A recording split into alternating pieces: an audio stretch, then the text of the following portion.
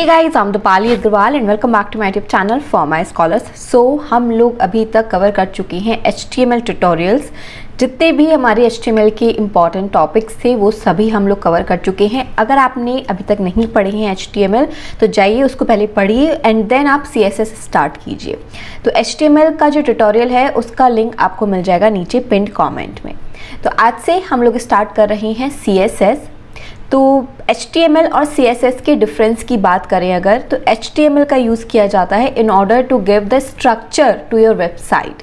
Structure बोले तो जैसे कि हमने ये हमारा HTML की फाइल है जिस पे हमने HTML ट्यूटोरियल में वर्क किया था, तो हमने क्या क्या टॉपिक्स पढ़े थे वहाँ पर एक बार हम रिमाइंड करें तो हमने पैराग्राफ एंड हेडिंग्स ये लगाना सीखा था। उसके बाद हमने लिस्ट पढ़ी थी जिसमें ordered, unordered and description list पढ़ी थी एंड उसके बाद हमने टेबल पढ़ा था, फॉर्म्स पढ़े थे। इस तरीके मीन्स हमने एक स्ट्रक्चर बनाना सीख लिया था कि फॉर्म कैसे बनेगा, वहाँ पे वो टेक्स्ट बॉक्स कैसे आएगा, वो लेबल कैसे आएगा।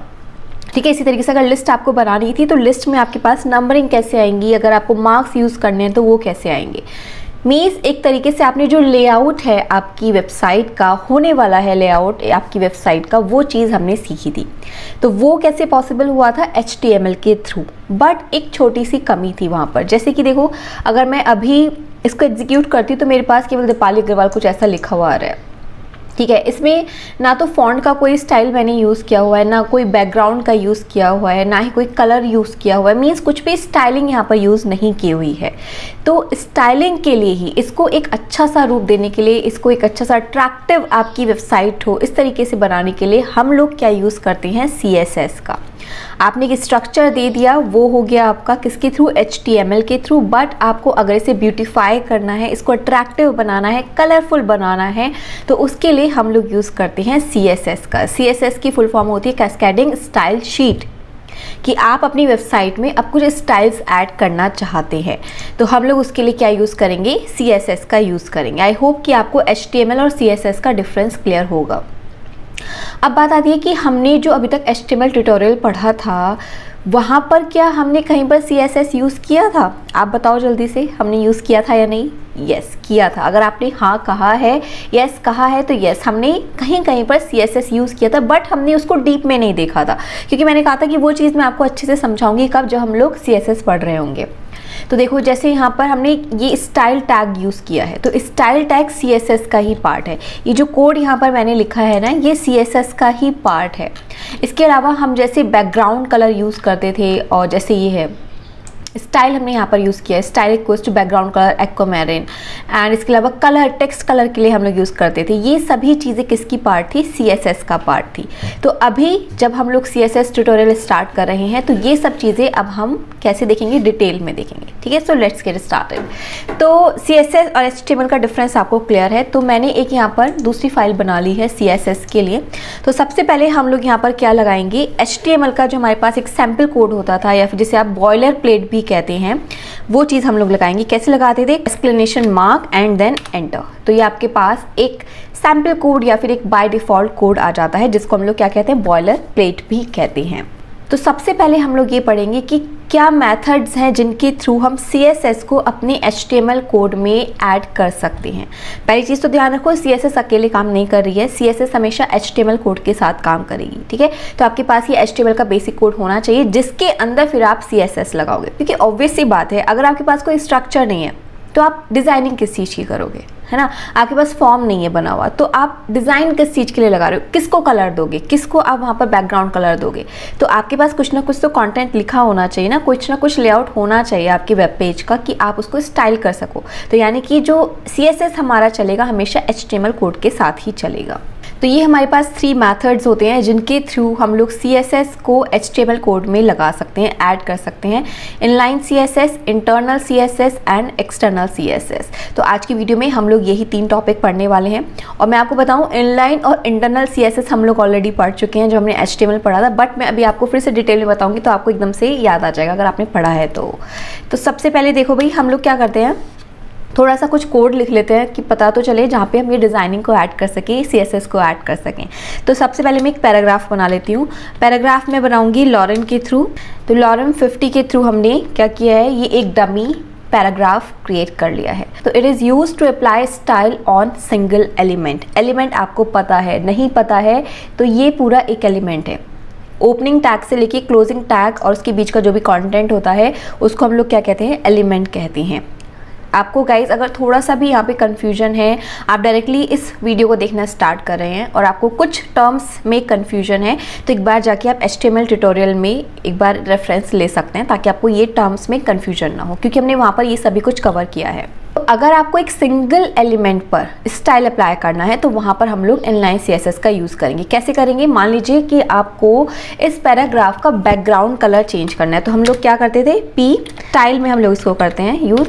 P style is equals to, हम लोग क्योंकि इसका स्टाइल चेंज कर रहे हैं, बैकग्राउंड कलर चेंज करना चाहते हैं, तो उसके लिए एट्रीब्यूट यूज़ होता है स्टाइल, एंड जो एट्रीब्यूट वैल्यू होती है वो होती है बैकग्राउंड कलर। तो बैकग्राउंड कलर आप क्या चाहते हो लगाना, तो आपके पास देखिए पूरे ऑप्शंस आ गए हैं। तो लेट्स सपोज मैं बैकग्राउंड कलर चाहती हूँ एक्वामेरिन, सेमीकोलन लगाएंगे आप। ये होता है एट्रीब्यूट, और जो इसकी एट्रीब्यूट वैल्यू होती है वो पूरी किस में जाती है, डबल कोट्स में जाती है। अब मैं अगर इसे Ctrl+S करती हूँ और हम लोग करते हैं इसे गो लाइव, तो ये देखिए हमारे पास ये जो कंटेंट है पूरा उसका बैकग्राउंड कलर क्या हो गया है, एक्वामेरिन हो गया है। ठीक है, तो ये क्या है, ये CSS का ही पार्ट है। ऑल्दो हमने ये HTML में भी पढ़ा था, बट मैं अब आपको बताती चलूँगी कि CSS का पार्ट हमने क्या क्या पढ़ चुके हैं ऑलरेडी HTML में। तो ये हमने क्या किया, इस एलिमेंट पर एक स्टाइल को अप्लाई किया। इसी तरीके से अगर मान लीजिए कि मैं एक हेडिंग ले लेती हूँ, H1 हमने हेडिंग लिया फॉर माई स्कॉलर्स।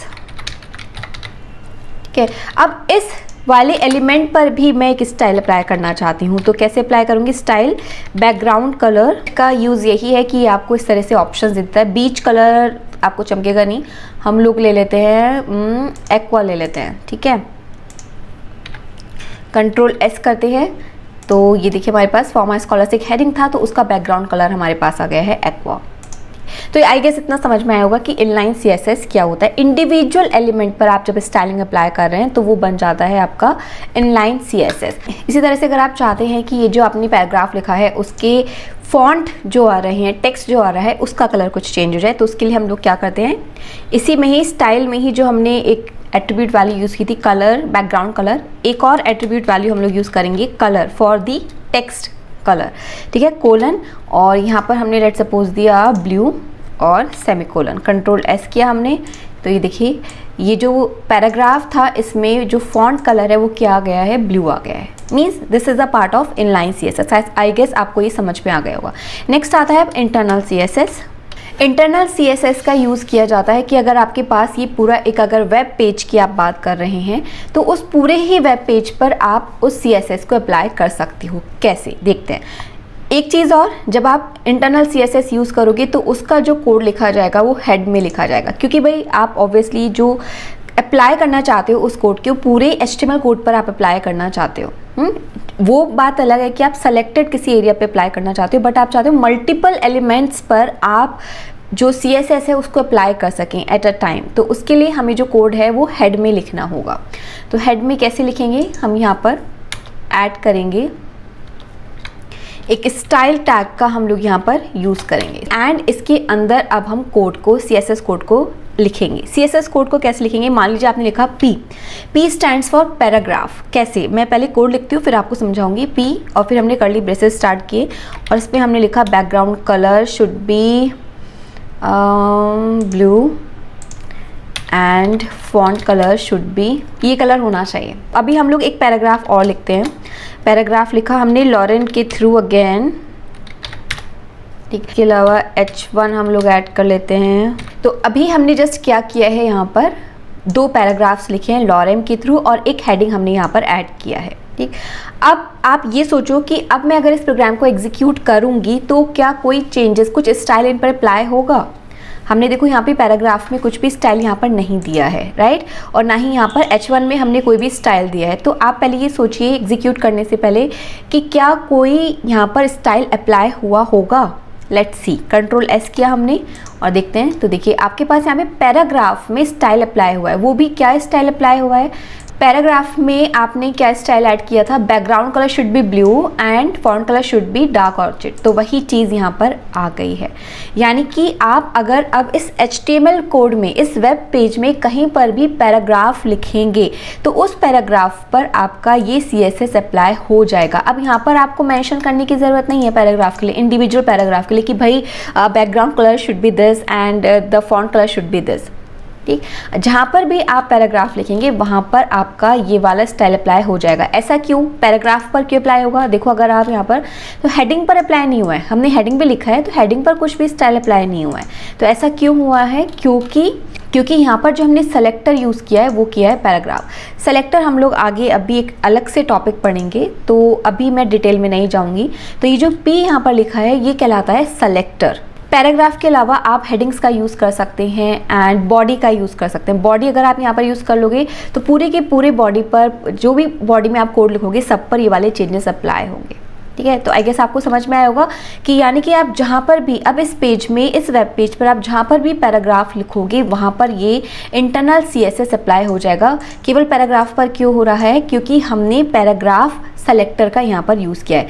सेलेक्टर्स हमारे पास और भी बहुत सारे तरीके के हो सकते हैं, जैसे मान लीजिए अभी मैं यहाँ पर P से हटा के H1 अगर कर देती हूँ, Ctrl S किया, तो ये देखो जो जहाँ पर भी अब मैं इस वेब पेज पर H1 लिखूंगी वहाँ पर ये वाले चेंजेस अप्लाई हो जाएंगे। आई होप आपको अब ये क्लियर होगा। जो सेलेक्टर्स है वो हम इन डिटेल नेक्स्ट वीडियो में भी पढ़ेंगे। नेक्स्ट अब आता है हमारे पास external CSS। Okay, so external CSS का यूज़ किया जाता है in order to apply the changes on multiple web pages. अभी तो हमने देखा जब इनलाइन का यूज़ किया सिंगल एलिमेंट के लिए, इंटरनल का यूज़ किया to apply the changes on a single HTML पेज। बट अगर आप अब मल्टीपल वेब पेजेस पर सेम जो CSS है वो अप्लाई करना चाहते हैं, जो स्टाइलिंग है वो सेम अप्लाई करना चाहते हैं, तो उस केस में हम लोग क्या करेंगे?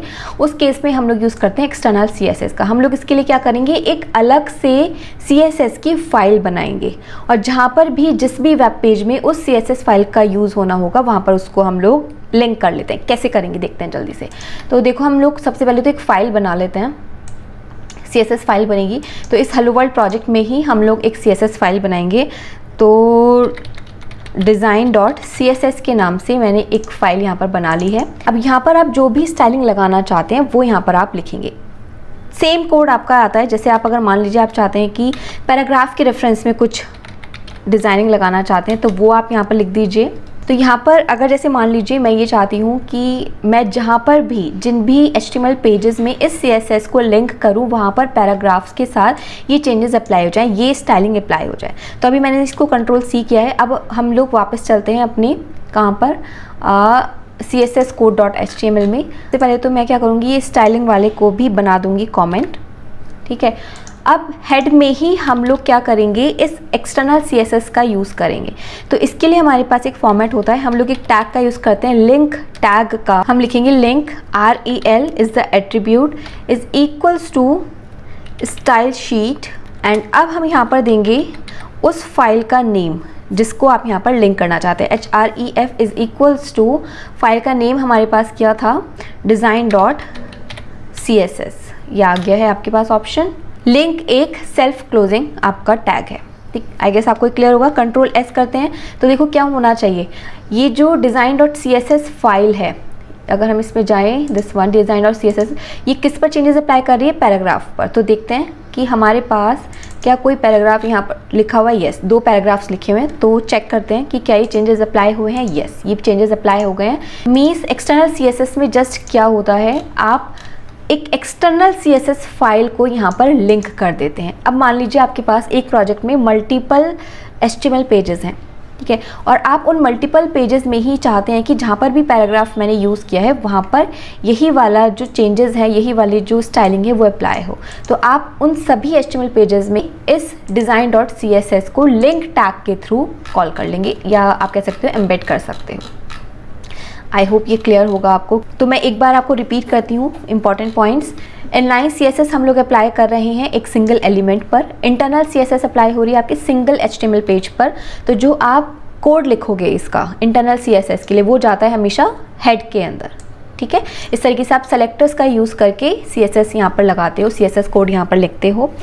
एंड लास्ट है आपका एक्सटर्नल CSS। तो हम उसके लिए एक एक्सटर्नल CSS फाइल बनाते हैं, जैसे कि हमने design.css बनाई थी, एंड उसको हम लोग कॉल कर लेते हैं, उसका लिंक हम यहाँ पर दे देते हैं उस HTML फाइल में जहाँ पर भी आप उस डिज़ाइन को, उस CSS कोड को अप्लाई करना चाहते हैं, ठीक है।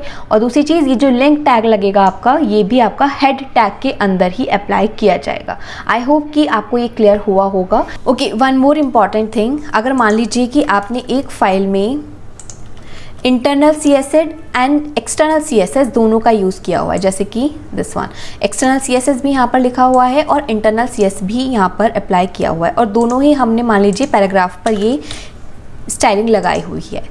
यहाँ पर देखिए एक्सटर्नल CSS हमने किस पर लगाया हुआ है, पैराग्राफ पर, और यहाँ पर भी जो हमने इंटरनल CSS लगाया है पैराग्राफ पर लगाया हुआ है। आप ये सोचिए कि इस HTML पेज में जहाँ पर भी पैराग्राफ है तो कौन से चेंजेस अप्लाई किए जाएंगे, इंटरनल CSS वाले या एक्सटर्नल CSS वाले। चेक करते हैं, Ctrl+S हमने किया तो ये देखिए आपके पास कुछ ये वाला डिज़ाइनिंग आई है। तो ये किसका पार्ट थी, ये था हमारा इंटरनल CSS का पार्ट था। ये देखो बैकग्राउंड कलर ब्लू था and font colour dark orange था, ठीक है। अब मैं क्या करती हूँ, ये जो एक्सटर्नल CSS वाला कोड है इसको कट करके मैं इस इंटरनल CSS वाले कोड के बाद लिखती हूँ। अब Ctrl+S करती हूँ तो देखिए चेंजेस आ गए हैं फिर से। अब किसके अकॉर्डिंग चेंजेस आए हैं, ये एक्सटर्नल CSS के अकॉर्डिंग आए हैं। दैट मीन्स कि आप अगर एक सेम पेज पर, HTML पेज पर internal CSS and external CSS दोनों अप्लाई कर रहे हैं तो जो भी मेथड आपने बाद में लिखा है, सेकंड नंबर पे लिखा है, वो अप्लाई किया जाएगा, क्योंकि वो क्या करता है, पहले वाले स्टाइल को ओवरराइट करवा देता है। तो यहाँ पर क्या हुआ, एक्सटर्नल CSS हमने क्योंकि बाद में लिखा था तो इसने इंटरनल CSS को, यानी कि जो पहले आपने अप्लाई किया था स्टाइल, उसको ओवरराइट कर दिया है और एक्सटर्नल CSS अप्लाई हो गया है, ठीक है। दूसरी चीज़, इनलाइन CSS की अगर हम बात करें तो अगर आपने इनलाइन CSS अप्लाई किया हुआ है तो फर्स्ट प्रेफरेंस उसी को मिलेगी। देखो यहाँ पर मैं आपको दिखाती हूँ, यहाँ पर एक पैराग्राफ है। अब यहाँ पर देखो पैराग्राफ के लिए एक्सटर्नल CSS भी लगा हुआ है, इंटरनल CSS भी लगा हुआ है, एंड इसके अलावा इनलाइन CSS भी हमने लगा दिया। अब देखते हैं कि क्या चेंज आएंगे। तो Ctrl+S हमने किया तो ये देखिए हमारे पास क्या चेंजेस आए हैं। जिस पैराग्राफ पर हमने इनलाइन CSS दिया था तो वही वाला स्टाइल यहाँ पर यूज़ हुआ है, ठीक है। बट जहाँ पर हमने, जिन पैराग्राफ्स के लिए हमने कोई भी इनलाइन CSS नहीं दिया था तो वहाँ पर क्या यूज़ हुआ है, वहाँ पर आपका ये एक्सटर्नल CSS ही अप्लाई हुआ है। तो आई होप आपको क्लियर हुआ होगा ये कि अगर हम इंटरनल और एक्सटर्नल CSS की बात करें तो जो भी कोड आपने बाद में लिखा है, सेकंड नंबर पे लिखा है, वही वाले चेंजेस अप्लाई होंगे। और दूसरी चीज़, अगर आपने कहीं पर किसी एलिमेंट के लिए इनलाइन CSS यूज़ किया हुआ है तो वहाँ पर इनलाइन CSS ही अप्लाई होगा, उसी को प्रेफरेंस मिलेगी। एंड जहाँ पर आपने इनलाइन CSS नहीं अप्लाई किया है जिस एलिमेंट पर, तो वहाँ पर आपका एक्सटर्नल CSS या फिर इंटरनल CSS जिसको भी प्रेफरेंस मिल रही होगी वो अप्लाई हो जाएगा। ओके, एक और इम्पॉर्टेंट पॉइंट, अब मान लीजिए कि हमने इंटरनल CSS में बैकग्राउंड कलर ब्लू दिया है, एक्सटर्नल CSS में हमने चॉकलेट दिया है, एंड जो इनलाइन CSS है उसमें हमने बैकग्राउंड कलर एक्वामैरिन दिया है। सो अभी आप अगर ये चाहते हो कि चाहे हमने इंटरनल CSS में, एक्सटर्नल CSS में या फिर इनलाइन CSS में कुछ भी हमने बैकग्राउंड कलर दिया है, बट हम ये चाहते हैं कि जो प्रेफरेंस मिले वो मिले इसको, बैकग्राउंड कलर ब्लू ही आए हमारे पास, तो उसके लिए हम यहाँ पर ये प्रॉपर्टी का यूज़ करते हैं exclamation mark and then important. तो क्या होगा, बाकी सारी चीज़ों को, बाकी सारे बैकग्राउंड कलर्स को इग्नोर कर दिया जाएगा, चाहे वो इंटरनल, एक्सटर्नल या फिर इनलाइन CSS का हो, और क्या अप्लाई किया जाएगा, ये ब्लू कलर ही अप्लाई किया जाएगा। दिखाती हूँ मैं आपको, Ctrl+S हमने किया तो देखो सारे पैराग्राफ्स पर ब्लू हो गए हैं क्योंकि हमने यहाँ पर इस प्रॉपर्टी का यूज़ किया है एक्सक्लेमेशन मार्क एंड इम्पॉर्टेंट। यहाँ पर क्या है, CSS में हम लोग एक ही चीज़ को बहुत तरीके से यूज़ कर सकते हैं, जैसे कि हमने देखो स्टाइलिंग को ही कितने तरीके से यूज़ किया है एक HTML कोड में, एंड उसके बाद भी हम लोग क्या कर रहे हैं, उसमें प्रेफरेंसेस हमने देखी हैं, एंड उसके बाद भी एक सुपर इम्पॉर्टेंट प्रेफरेंस हमने देखी है, ठीक है। तो इन चीज़ों को आपको थोड़ा सा ध्यान रखना होगा, और जब हम लोग जब एक अच्छा सा वेब पेज बना रहे होंगे, अपनी वेबसाइट बना रहे होंगे, तो वहाँ पर इन सभी का हम लोग यूज़ करेंगे। तो अभी आपको इन छोटी छोटी प्रॉपर्टीज़ को याद रखना है ताकि जब हम एक अच्छा सा वेबसाइट बनाएं तो आपको ये सभी चीज़ें ध्यान रहें, ठीक है। तो आई होप कि आपको ये क्लियर हुआ होगा। अगर आपको कोई भी कन्फ्यूजन है तो आप मुझसे कॉमेंट सेक्शन में पूछ सकते हैं। अब हम लोग मिलते हैं अपनी नेक्स्ट वीडियो में विद अ न्यू टॉपिक। सो तब तक के लिए स्टे ट्यून्ड।